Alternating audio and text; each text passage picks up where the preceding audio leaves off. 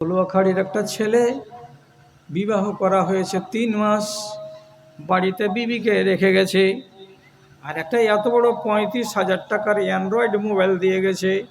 দিয়ে বলছে, রোজিনা বড় মোবাইলটা দিন, সারাদিন কাজ করার পরে সন্ধ্যাতে যখন ডেরাতে যাব তখন ফেসবুকটাকে চালু করে, হোয়াটসঅ্যাপটাকে চালু করে তোর মুখখানা দেখবো, তুই হার মুখখানা দেখবি, কথা বলবো, তো মনে হবে যে বাড়িওয়ালির কাছে আছি, দুঃখ ভুলে যাব, সুখ সুখ সুখ সুখ করেই থাকবো। এই জন্য তোকে বড় মোবাইলটা দিয়ে গেলাম। যারা আগকার বুড়া, এরা মোবাইল কি জিনিস বুঝেই না, আর অ্যান্ড্রয়েড তো অনেক দূরের কথা। বহুকে দিয়ে গেল অ্যান্ড্রয়েড মোবাইল দিল্লি খাটতে।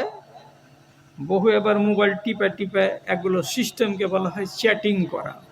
চ্যাটিং মানে কি, এখানে ঘরে বসে বসে ওই ভাটলের কোন বেটা ছেলের সাথে আর লাইন লেগে যাবে। এর বাড়ি নেপাল, ভূপালের একটা বেটা ছেলের সাথে আর লাইন লেগে যাবে। এটার নাম কি? এটার নাম হলো ফেসবুক, আর এটার নাম হলো হোয়াটসঅ্যাপ। তো বহু এগুলো করে চালাতে চালাতে একটা বেটা ছেলের সাথে আবার লাইন ক্লিয়ার হয়ে গেছে। কথা হলো কি যে ওই স্বামীর কাছে তোর থেকে হবে না, তুই চলে আয় আমার কাছে, ওর থেকে বেশি সুখ আমি দিব। বহুটাকে ফোনে ফোনে রাজি করে নিল। হঠাৎ শ্বশুরের বাড়ি থেকে বহু একদিন আউট, নেই। খুঁজ খুঁজ খুঁজ খুঁজ খুঁজ, থানাতে যে ডায়েরি করছে যে স্যার, আমার বৌমা মুসামাত রোজিনা খাতুন আজ রাত 11টার পর থেকে খুঁজে পাওয়া যায় না। থানার দারোগা বলছে, তোমাকে মৌলবীরা ওয়াজ করে যে রসুলকে জিজ্ঞেস করেছিল, রসুল মুরগি হারালে কি করতে হবে? বলছে এলান করো, মালিক এসে নিয়ে যাবে, আর না তো তুমি খেয়ে নিবে, 5 ভাগের 1 ভাগ সাদকা করে। একটা লোক বলছে, রসুল যদি উঁটকে পাওয়া যায়? তো রসুলের চোখ লাল হয়ে গেল। এই খ্যাপা, উঁট হারাই কোনো দিন? উঁট জীবনে হারাবে না। ওর কাছে পানি আছে, আর ওর কাছে চারা খাওয়ার জন্য মাঠ আছে। ও যে কোনো একটা দিন মালিকের বাড়ি ফিরে চলে আসবে। উঁট হারাই না। তো তোমাদের শরীয়তে যদি উঁট না হারায়, তো 18 বছর বয়সের রোজিনা খাতুন একটা বেটি ছেলে, ও কেমন করে হারিয়ে গেল? হারাইবার তোমরা এখানে মিসিং ডায়েরি করিও না, খোঁজ খাজলিয়া দেখো গা কাহরি গহিলে যে ঢুকা আছে ও। ঠিকই 6 দিন পরে খবর পাওয়া যাচ্ছে কি যে ভোপলাল লোকের সাথে চলে গেছে, যে কাজীর কাছে গেছে, যে বিয়ে করে নিয়েছে। বিয়ে করে নিয়েছে। বাপজিরা, আপনারা যদি বেশি না জানেন তো একটু কম করে বলেন, যে এই বাড়ির বউটা বেরিয়ে চলে গেল আরেক গ্রামের ছেলের সঙ্গে, আর ওকে বিয়ে করে নিল। তো এই বিয়েটা হবে? হাজিবাব হবে? হবে না। যতক্ষণ পর্যন্ত ওই মেয়েটিকে তালাক না দেওয়া যাবে, তালাক দিয়ে 90 দিন পার হবে, তখন অন্য ছেলে বিয়ে করতে পাবে। আর যদি বেটি ছেলেটা কি করে, খোলা করে, খোলা করে নিতে গেলে 1 মাস পরে অন্য ছেলেকে বিয়ে করতে পারে। এইখান থেকে পালিয়ে গেল মুজিবুরের স্ত্রী, আর একটা ছেলেকে বিয়ে করে নিল, বিয়ে পড়িয়ে দিল কি আজকালকার জমানাতে বেঈমান কাজী। বেলা 10টার সময় খোলা করে দিল, চিঠি পাঠিয়ে দিল ব্যাকডেট দিয়া, চিঠি পা নেই না পা, মুজিবুর তুই চুলকা। পর স্ত্রীকে ফের বিকেলবেলাতে এই ছেলেটার সঙ্গে বিয়ে পড়িয়ে দিল। বিয়ে পড়িয়ে দিয়ে নতুন বউ নিয়ে ছেলেটা বাড়ি চলে গেল। যখন 1 মাস হয়েছে, মন ভরে গেছে দুজনারই, তখন এই মেয়ে লোকটাকে খ্যাটম্যাট খ্যাটম্যাট করে বাপের বাড়ি পাঠিয়ে দিয়েছে। তারপরে এবার ফোনে ফোনে দিল্লিতে বোম্বাইয়ে কথা বলছে, তুমি বাড়ি কখন আসবে? তখন ওইখান থেকে মিষ্টি ভাষা করে দন্তে সোয়াকার লয় ঋষি করে লি দিয়ে তখন কইছে, কি করতে তুই হবে খুঁজছি? কইছে, হ্যাঁ আমি চলে এসেছি ঘুরে, তুমি যদি আমাকে বছো তো আমি তোমার কাছে চলে আসবো। আজব, এ শালা এমনই ভেড়ার বেটা ভেড়া, কোন যে মুহ পেয়েছে, বাড়ি এসেছে, এসে বলছে যদি ঘুরিয়ে পাওয়া যায় তো আমি ঘুরিয়ে নিয়ে নিব। আপনি তো হাঁড়িটাতে যে কুকুরে মুখ দিয়ে দিয়েছে, তো এই কথাটা তুই বুঝিস না নাকি বলতো? তুই যে বলছিস আমি ঘুরিয়ে নিয়ে নিব মানে? এবার আপনাকে জিজ্ঞেস করে বলছি, এই মেয়ে ছেলেটা কি তার আগের স্বামীর কাছ থেকে ছাড়ান পেয়েছে? না, পায়নি। এখনো মেয়ে ছেলেটি তার আগের স্বামীর বাঁধনেই আছে, আগের স্বামীর স্ত্রী হয়েই আছে। যদিও বিয়ে দিয়েছে কাজী সাহেব, এটা হারাম, এবং মেয়ে ছেলেটি ওই ছেলেটার সঙ্গে যে সহবাস করেছে এটাও হারাম। সহবাস করে নিয়েছে বলে বিবাহ বন্ধন নষ্ট হবে না, আগের স্বামীর বিবাহের বন্ধনেই এখনো আছে। ইসলামী শরীয়ত হলে রজম, ভেজাল শেষ। ইসলামী শরীয়ত নেই, তখন মৌলভী সাহেবেরা বলছে কি করতে হবে? মৌলভী সাহেব কই যে তোবা তাহির করিয়া 2-4 লাঠি মেরে টেরে ওর জিনিস ওকে ঘুরিয়ে দিয়ে দাও। ঘুরিয়ে যে দিয়ে দিল, তো হাদিসটা শুনেন, তারপরে জ্ঞান করেন। বলেছিলাম কি, এমন গাধা পয়দা হয়ে থাকবে দুনিয়াতে যে যারা ভালো কোনটা বুঝবে না, মন্দ কোনটা বুঝবে না। তার উদাহরণ দিচ্ছি এইটা। রাসূলুল্লাহ কি করলেন? হাওয়াজেনের যুদ্ধের দিন সাহাবীরা একটা করে মেয়ে ছেলে দাসী হিসাবে ভাগ পেল। দাসী এগুলো হচ্ছে লন্ডি, যুদ্ধের বন্দি। মুসলমান মিলিটারিরা ভাগে পেয়ে গেল একটা একটা একটা একটা করে। তো নিজের বাড়িওয়ালি তো বাড়তে আছে, যুদ্ধের ময়দানে একটা বেটি ছেলে ভাগে পাওয়া গেছে, তো ওর হাত কি লক করে থাকবে না সুরসুর করবে? কি বুঝতে পারা যায়? এটা তো আমারই, আর এটা তো ইসলামী শরিয়াতে হালাল। সাহাবায়ে কেরাম তখন মনে মনে বলছেন, নতুন জিনিসটা পেয়েছি, নতুন জিনিসটাকে আজকে আমি ব্যবহার করব। সবারই এটা ইচ্ছা যে নতুন এটা মালিক হয়েছি আমি, মেয়ে ছেলেটির, তার সাথে শারীরিক সম্পর্ক কায়েম করব। কিন্তু নবী করিম সাল্লাল্লাহু আলাইহি সাল্লাম বলছেন, ওরে আমার সাহাবীরা, সাবধান হও, সাবধান হও। নারী জাতিকে আল্লাহ রাব্বুল আলামিন ভূমি বলেছেন, জমি বলেছেন। যে জায়গাতে বসে আছেন এই জমিতে টমাটোর হবে, আলু হবে, পটল হবে, মূলা হবে। আর নারী জাতিকে যে জমি আল্লাহ তাআলা বলেছেন, ওই জমি থেকে ফসল কোন বেলা ফলবে, ওই ফসলের নাম হলো মাওলানা, ওই ফসলের নাম হলো ডাক্তার, ওই ফসলের নাম হলো মাস্টার। মায়ের দেহ থেকে এবং নারী জাতিদের ওই ভূমি থেকে মানুষ পয়দা হয়, এটাকে আল্লাহ তাআলা ভূমি বলেছেন। তার জন্য নবীজি বলছেন, এই মেয়ে ছেলেটি কোন একটা লোকের স্বামী ছিল, অতএব এই মেয়ে ছেলেটির পেটের ভেতরে সেচ দেওয়া আছে। ভালো করে বুঝবেন, লুকাই তো কথা বলছি, এত বেশি করে খোলা যাবে না। রাসূলুল্লাহ বলছেন, এই মেয়ে ছেলেটির জমিতে সেচ দিয়েছে তার মালিক, তার মানে তার স্বামী। সুতরাং নবীজি বলছেন, লা ইয়াসকি আহাদুকুম মা আহু যারা গায়রিহি। আমার সাথীরা তোমরা ভালো করে শুনো, পরের জমিতে তোমরা পানি দিতে যাইও না, পরের জমিতে তোমরা সেচ দিতে যাইও না। কেন যে এই জমিতে সেচ দেওয়া আছে, পানি দেওয়া আছে, এই জমিতে বিছন ফেলা আছে। কেমন করে তখন কাজ হবে? কখন সেচ দিতে পাওয়া যাবে, অর্থাৎ মিলন করতে পাওয়া যাবে? তো নবীজি বলছেন, ওর রেহেমটা পাক আছে কিনা এটা জানতে হবে। কি দিয়ে জানবো? অপেক্ষা করো, অপেক্ষা করো। মেয়ে ছেলেটির যদি মাসিক হয়ে যায় তাহলে বুঝে নিতে হবে পেটে বাচ্চা নাই।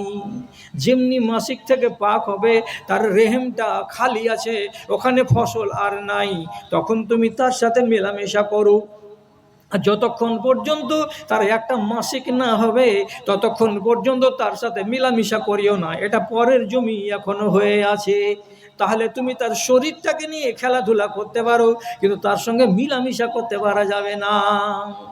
যদি কোনো মেয়ে ছেলের বিবাহ হয়নি, বিবাহ হয়নি এমন কোনো মেয়ে ছেলে তুমি যদি ভাগে পেয়ে থাকো, তো তাহলে তোমার জন্য ওই কানুন নাই।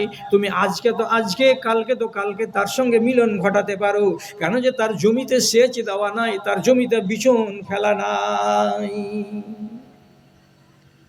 একটা যতক্ষণ ঋতু না হবে ওর সাথে মিলামিশা করা যাবে না। এবার এই গাঁয়ের বউটাকে যে ভোপলার বেটা ছেলেটা নিয়ে চলে গেল, এই জমিটা কি ওর? এই জমিতে কি সেচ দেওয়া নাই? আপনি তো আমার বাপ, এগুলো তো অনেকটা আমার ভাই আছে, এগুলো অনেক আমার ছেলের বয়সের আছে। কথাটা কি বুঝছো না? এই মেয়েটির জমিতে সেচ দেওয়া আছে, হতে পারে তার পেটের ভেতরে বাচ্চা আছে। পরের জমিতে তুমি সেচ দিতে গেলে তোমার মতন হারামি কুলাঙ্গার আল্লাহর দুনিয়াতে আর কেউ নাই। তুমি কি জানো না যে রাসূলুল্লাহ নিষেধ করেছেন পরের জমিতে সেচ দেওয়া চলবে না? তাহলে এটা মন্দ। আজকালকার ছেলেপেলে বুঝতে পারছে যে হ্যাঁ এটা মন্দ, পাইলেই হলো, বাস দেখার বিষয় নয়। কত পালাইছে, কত পালাইছে গো। আচ্ছা, নতুন স্বামীর কাছে গেল, 20-25 দিন থাকলো, থেকে নিজের স্বামীর বাড়ি চলে এলো, এসে 10 বসে মেরে পিঠে গালটাল দিয়ে আগকার স্বামীকে জিনিসটা বুঝিয়ে দিয়ে দিল। এখন কত বড় ঝামেলা। কি ঝামেলা?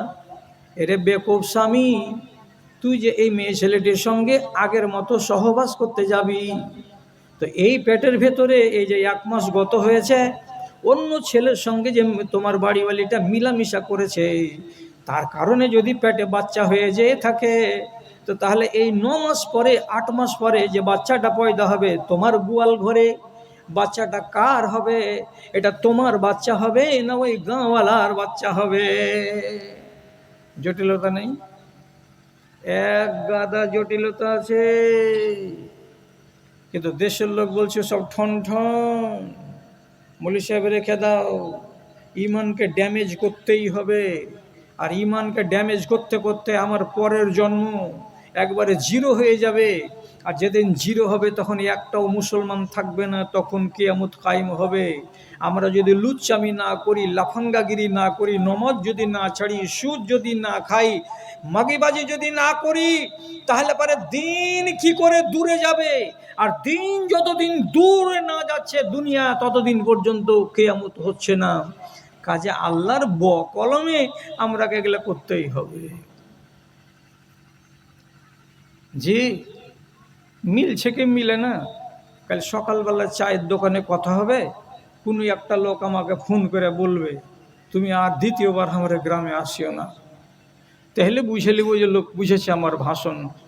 আর যদি আর একবার ডাকে, তাহলে বুঝতে হবে যে আমার কথাগুলোকে ঠিকঠাক ধরতে পারেনি। রাসূলুল্লাহ কি বলছেন? আমার কথা হলে আপনি তো আমার গাড়ি বের হতে দিবেন না। সবটি রসুলের কথা। কি বলছেন? আল্লাহ তাআলা বলছেন, ইন্নাল্লাহ, নবীজি বলছেন, ইন্নাল্লাহা ইউবগিযু কুল্লা জাযারিন। আল্লাহ তাআলা মোটা চামড়ার মানুষগুলোকে ঘেন্না করেন। মোটা চামড়াওয়ালা ছেলেগুলোকে আল্লাহ তাআলা ঘেন্না করেন, অপছন্দ করেন। মোটা চামড়া মানে কি ঘুঁটির চামড়া মোটা এটা মনে নয়, গায়ের চামড়া মোটা এটা কথা নয়, গালের চামড়া মোটা এটা কথা নয়। যার চলন মোটা, যার ব্যবহার মোটা, যার বুদ্ধি মোটা, যার আক্কেল মোটা, এই মোটাকে রব্বুল আলামিন নাই বলছেন যাদের চামড়া মোটা হয়ে গেছে, মানে বুদ্ধি মোটা হয়ে গেছে, এদেরকে আল্লাহ তাআলা ঘৃণা করে। কারা ওগুলো? কারা? যাদের চামড়া মোটা চিনবেন, চিনেন তো এবারকার চিনেন। রাসূলুল্লাহ বলছেন, জিফাতুন বিল্লাইলে ওয়া হিমারুন বিন্নাহার। একটা মানুষের বাচ্চা, একটা মানুষের বেটা রাতের বেলায় ঘুমাবে। ঘুমাবে কেমন হয়ে? মরা কুকুরের মতো ঘুমাবে। নড়বে না, হিলবে না, দুলবে না, কোনো মুখ দিয়ে কথা বলবে না। কুকুর যখন মরে যায় পাগারের পার্শ্বে ফেলে দিবেন, যেভাবে হাতটাকে উপর দিকে করে রেখেছিল যখন ফেলেছিলেন, তখন 3 দিন পরে যদি দেখতে যান তোমার পা ওই রকম হয়েই আছে, নড়ে না, হিলে না, ডোলে না, কথা বলে না। তো ঠিক মরা কুকুর যেমন মাঠে পড়ে থাকে, ঠিক সেই রকমই মরা কুকুরের মতো আপনার বাড়িতে 2 নম্বর কামরাতে পড়ে থাকবে, শুয়ে থাকবে। কেমন কথা? মরা কুকুরের মতো শুয়ে থাকবে মানে? ফজরের আজান পড়লো তো, ফজর আজানে কি বললো? আসসালাতু খায়রুম মিনান নাওম। ডাকছে তো, চলো মসজিদে। এই যে শুইতে আছে আপনার বেটা, নামিয়েন জামাউল হক, কত মিঠা নাম। কার নাম? সাদ্দাম হোসেন, কত মিঠা নাম। একজনের রামপুরাতে ওর বেটার নাম রেখেছে আবেদ। ওরে সুবহানাল্লাহ! আবেদ মানে কি? এবাদত গুজার, শালা 32 বছরের জীবনে একদিনও নামাজ পড়েনি। ওর নাম হলো আবেদ। ওষুধ নেই, পত্র নেই, রহমান ডাক্তার, আর আইন জানে না, আইন জানে না, সৈয়ব মাস্টার। আবেদ নাম, নুরুল ইসলাম মানে ইসলামের নূর। চাইছে রেখেছে ইসলামের নূরকে, হাঁড়ি খাওয়া করে খেয়ে রেখেছে। নামের সাথে কোনো মতলব নেই। হ্যাঁ, শুয়ে আছে ফজরের টাইমে, মুয়াজ্জিন কি বলছে? আসসালাতু খায়রুম মিনান নাওম। মিনার হতে ভাসিছে আজান, হাইয়া আলাল ফালা। লাঙল ফেলিয়া মসজিদে চলো, ভুলবে মনের জ্বালা রে, ভুলবে মনের জ্বালা। আওয়ারা মনের হিসেব করো কষে, পায়েতে লাগাও রসা। হায় রে মানুষের মিটিল না আশা, মানুষের মিটিল না আশা। ফজরের টাইমে যদি মুয়াজ্জিনের আজানকে শোনার পরে আপনার বেটা আমার বেটা যদি নড়াচড়া না করে, বিছানটাকে না ছাড়ে, তাহলে এটাকেই বলা হয় জিফাতুন বিল্লাইলি, মানে রাতের বেলায় মরা কুত্তা। তাছাড়া আপনি একটু হ্যাঁ না বলিয়েন, যদি মানুষ রাত্রের বেলায় খারাপ স্বপ্ন দেখে কি করতে হয়? জি বাবুজি, খারাপ স্বপ্ন দেখেন না কোনোদিন? কি করে? কি ফের করবে? ডরে একবার উঠে গেলাম, যে ফের শুতে গেলাম। খারাপ স্বপ্ন দেখতে গেলে বাম দিকে থুথু ফেলতে হবে, আর দেওয়ার পরে আপনাকে আউজুবিল্লাহ পড়তে হবে।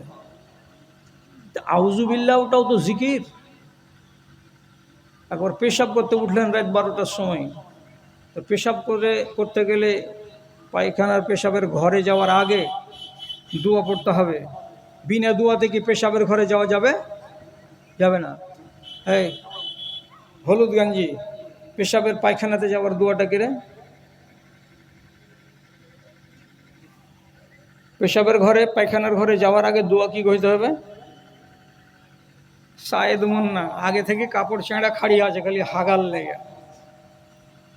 একটা দোয়া আছে যে আল্লাহুম্মা ইন্নী আউযু বিকা মিনাল খুবুসি ওয়াল খাবায়েসে, দোয়াটা যে বলে যাবে, এই যে পবিত্র কথাটাকে যে বললাম, এটা হাদিস থেকে সমর্থিত। তো কমসে কম এই কথাটা তো তোমার মুখ দিয়ে বের হইতো। ওখান থেকে বের হয়ে গোফরানাকা যে বলবে, তাও তো একবার হতো। ও শালা শুয়েছে